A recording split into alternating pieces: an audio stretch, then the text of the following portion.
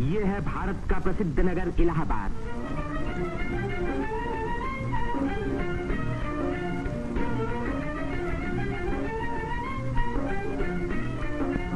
यहीं पहल उत्तर प्रदेश में एक विश्वविद्यालय की स्थापना हुई। इसी वजह से ये नगर उत्तर प्रदेश की शिक्षा और सभ्यता का केंद्र माना जाता है। पंडित मदन मोहन मालवीय, पंडित गोविंद वल्लभ पंत और अनेक प्रतिभाशाली व्यक्ति इसी विश्वविद्यालय की देन हैं, जिन पर आज देश को गर्व है। ये है हमारे प्रधानमंत्री पंडित जवाहरलाल नेहरू का निवास स्थान, आनंद भवन। भारतीय राजनीति का ये एक प्रमुख केंद्र रहा है। इस नगर को तीर्थराज प्रयाग भी कहते हैं। यहीं गंगा और जमुना का संगम है। इसी संगम में गुप्त सरस्वती नदी भी आकर मिलती है। इसीलिए इस स्थान को त्रिवेणी संगम कहा जाता है। त्रिवेणी बहुत पुराने जमाने से भारत का एक पवित्र स्थान माना जाता है। सृष्टि की रचना की शक्ति प्राप्त करने के लिए यहाँ ब्रह्मा ने यज्ञ और तपस्या की। लक्ष्मी की प्राप्ति के लिए विष्णु ने भी यहीं तपस्या की। यहीं स्नान करके भगवान शंकर ने त्रिपुर राक्षस के वध करने की शक्ति प्राप्त की। और यहाँ महात्मा बुद्ध ने संसार को सत्य का संदेश भी सुनाया।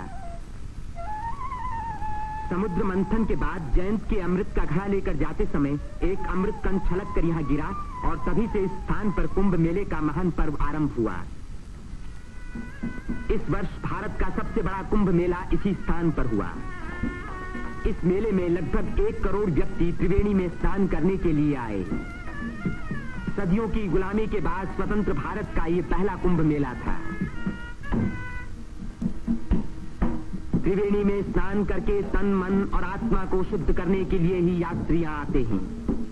योगी और सन्यासी, गरीब और अमीर सभी प्रकार के लोग यहाँ इकट्ठे होते हैं।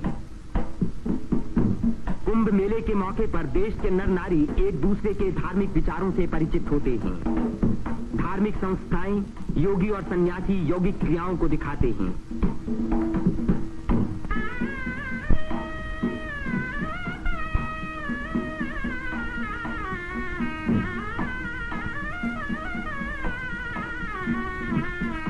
धार्मिक विचारों पर तर्क वितर्क होते हैं और देश के गौरवपूर्ण प्राचीन रहस्यों का उद्घाटन होता है।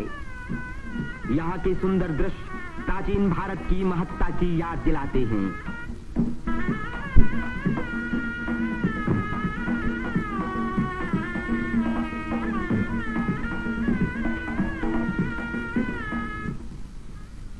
मेले के धार्मिक रूप के अलावा उसके दूसरे दृश्यों में सुंदरता और स्वतंत्रता का रंग चमक रहा था। रंग बिरंगी चूड़ियां, देवी देवताओं की मनमोहिनी मूर्तियां,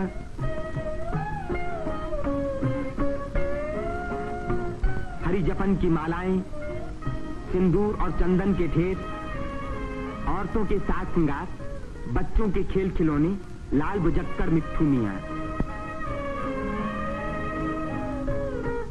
तीर्थयात्रियों की सुविधा और सुरक्षा के लिए और स्वतंत्र भारत के इस महान पर्व को सफल बनाने के लिए उत्तर प्रदेश सरकार ने अपनी ओर से कोई कसर उठा न रखी। मेला शुरू होने के कई महीने पहले से ही सरकार की ओर से तैयारियां शुरू हो गई थीं। उबड़ खाबड़ जमीन को समतल बनाने के लिए बुलडोजर जैसी बड़ी बड़ी मशीनों से जमीन की सतह ठीक की गई।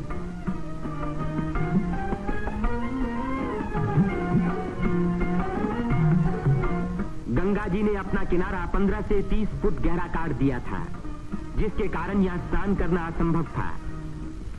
बुलडोजरों ने इन किनारों को सपाट बनाया, जिससे तीर्थयात्री यहाँ सकुशल स्नान कर सके।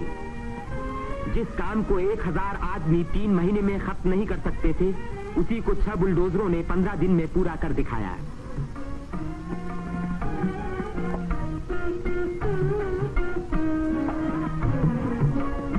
फौजी इंजीनियरों ने सड़कों पर बिछी रेलवे लाइनों के ऊपर पुल बनाने में बड़ी मदद की।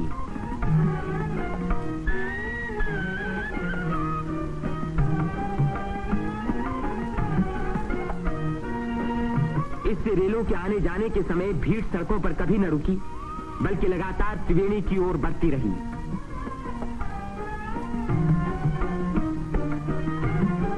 जगह की कमी के कारण ज्यादा लोगों के रहने का इंतजाम गंगा के पूर्वी तट पर झूसी की ओर किया गया। वहां से शेष मेले तक आने के लिए भारतीय सैनिकों और उत्तर प्रदेश सरकार के सार्वजनिक निर्माण विभाग ने पीपों के 6 पुल बनाए। कुंभ मेले के इतिहास में यह पहला मौका था जबकि यहां बिजली लगी। 1000 बिजली के खंभे लगाए गए, जिनके लिए 160 मील से अधिक लंबी तार लाइन इस्तेमाल हुई। उत्तर प्रदेश के स्वास्थ्य विभाग ने यहां सफाई का बड़ा अच्छा बंदोबस्त किया। चारों तरफ मशीनों से लगभग 250 मन डीडीटी का भारी छिड़काव किया, जिसके कारण मेले में मच्छरों व मक्खियों का नामो निशान बाकी न रहा। मेले के आरंभ से ही सरकार ने हैजे के टीके लगवाने का प्रबंध किया। यात्रियों को सलाह दी गई कि वे मेला क्षेत्र में आने से पहले टीके लगवा लें। कदाचित इसी व्यवस्था के कारण मेले के मौके पर कोई भी रोग नहीं फैला। इतनी भारी भीड़ भाड़ के मौके पर आमतौर से दुर्घटनाएं हो जाया करती हैं। इन दुर्घटनाओं का सामना करने के लिए उत्तर प्रदेश सरकार ने चिकित्सा एवं स्वास्थ्य विभाग की एम्बुलेंस गाड़ियों से घायल और बीमार यात्रियों को तुरंत अस्पताल पहुंचाने का पूरा प्रबंध किया। 9 अस्थायी अस्पताल देरों में खोले गए, जिनमें 228 रोगियों को रखने का इंतजाम था। गरीब रोगियों को खाना मुफ्त में दिया गया। राशनिंग विभाग ने यात्रियों की सुविधा के लिए यहां आटा, शक्कर, मिट्टी का तेल और अन्य जरूरी सामान का भारी स्टॉक जमा किया, जिससे इन चीजों की कीमतें न बढ़ पाईं। इसी प्रबंध के कारण हर व्यक्ति को सस्ते मूल्य पर अपनी इच्छा का खाना मिल सका।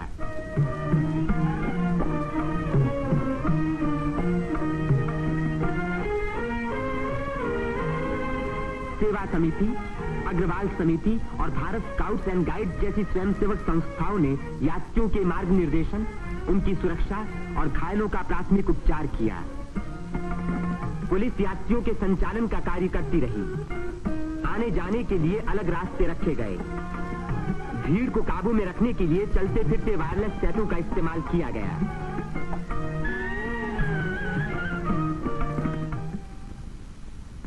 भूले भटके लोगों को खोज निकालने और उनको उनके घर वालों तक पहुंचाने का खास इंतजाम किया गया।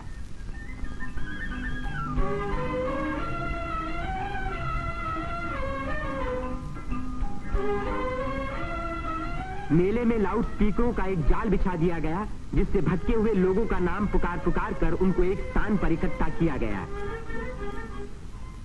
मेले के आरंभ होते ही उत्तर प्रदेश के मुख्यमंत्री पंडित गोविंद वल्लभ पंत ने मेले के बंदोबस्त का मुआयना किया।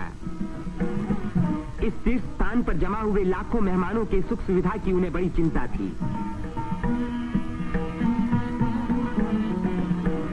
उन्होंने नाव पर सवार होकर घाटों का निरीक्षण किया।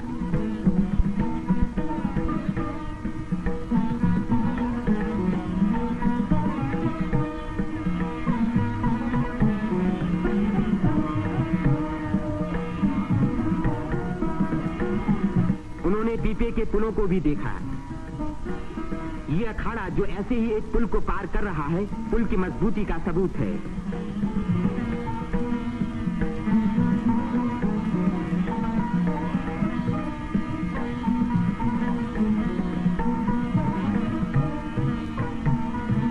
हमारे प्रधानमंत्री पंडित जवाहरलाल नेहरू ने भी मेले के इंतजाम का निरीक्षण किया। वे सड़कों पर घूमे और पुलों पर भी गए।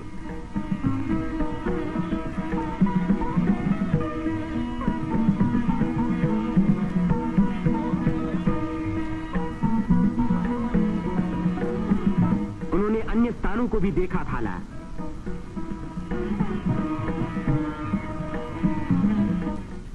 भारत के अन्य लाखों व्यक्तियों की भांति हमारे राष्ट्रपति श्री राजेंद्र प्रसाद ने भी त्रिवेणी में स्नान किया। इस दिन अपार जनसमूह यहां इकट्ठा था।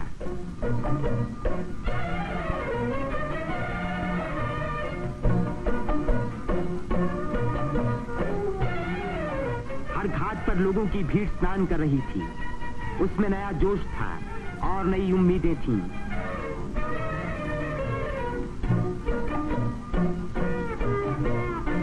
ये दृश्य जाहिर कर रहा था कि इस भीड़ की महान रचनात्मक शक्ति के कारण देश का भविष्य उज्जवल है।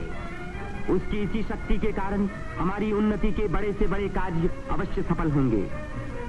जिस स्थान पर मनुष्य और देवताओं ने यज्ञ किए और भविष्य का संकल्प किया, उसी स्थान पर इन नर नारियों ने आज भारत को फिर से बलवान और सुखी बनाने की प्रतिज्ञा की और भारत की स्वतंत्रता को अमर रखने के लिए अपने शरीर में एक नए प्राण को जन्म दिया।